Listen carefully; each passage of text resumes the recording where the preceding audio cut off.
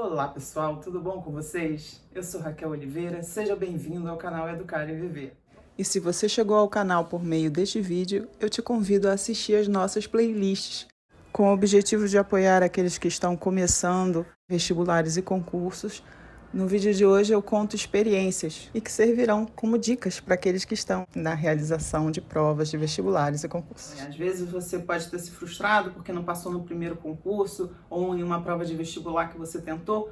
Tudo isso são experiências. Se você tentou um concurso, se já tentou o CAP, se já tentou um vestibular e não conseguiu, não desiste. Tá? Continua tentando que vai chegar a tua vez. Tá? Porque eu resolvi entrar nessa seara dos concursos, né? Eu estava no segundo ano da faculdade e eu queria ingressar no mercado de trabalho. Eu já queria ter experiência, né? Prática profissional. Como estava difícil conseguir estágio ou emprego, eu fui tentar concurso. Meu sonho era concurso da área fiscal, né? Fiscal da Receita Federal, essa era a minha meta. Meu primeiro concurso público foi para o Banco do Brasil. Eu fui aprovada, mas fiquei muito longe da quantidade de pessoas que foram convocadas. Eu fiquei em 1.000 e pouco e foram convocadas 600 e poucas pessoas. Depois do Banco do Brasil, eu continuei a tentar concursos que eu pudesse fazer, que só exigisse o nível médio. Depois do concurso do Banco do Brasil, eu tentei para um cargo do judiciário de nível médio. Também passei, mas fui classificada também longe das vagas, não fui convocada. Eu tentei também para o INPI, na época um cargo de nível médio. E por fim,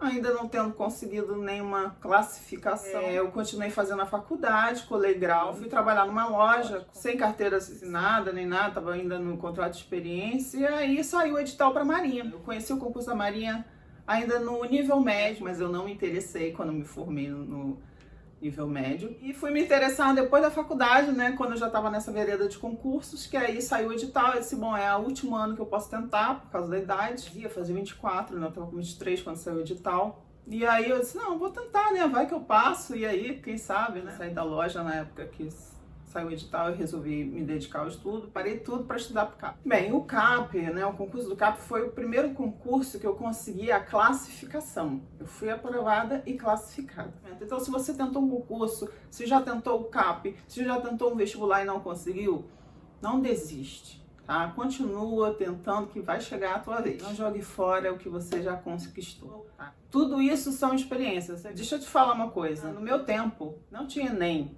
como tem hoje, que você faz um processo seletivo só e você consegue pleitear vagas em várias universidades. No meu tempo eu fiz só para as públicas, o UERJ, o UFRJ, o UF, Unirio e uma particular que eu tentei só para universidades. Eu fiz 5 processos seletivos, provas de vestibular, em um ano e não passei nenhuma.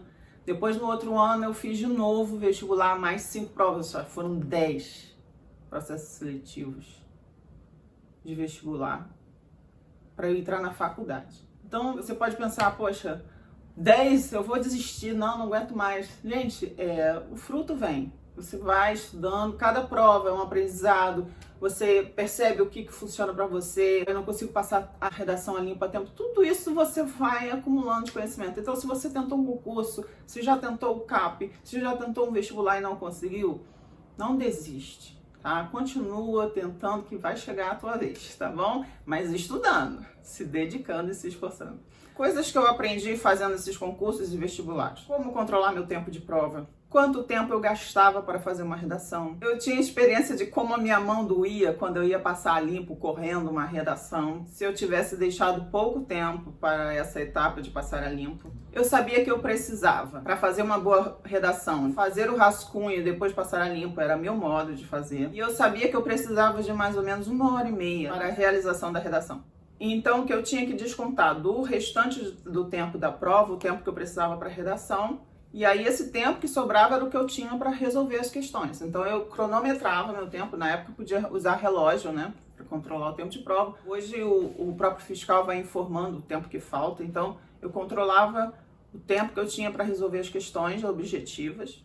Nessa distribuição de tempo eu tinha aprendido a dividir, né, fazia conta matemática mesmo, quanto tempo eu tinha para resolver cada questão. E aí, por exemplo, eu ia contando de 10 em 10 questões.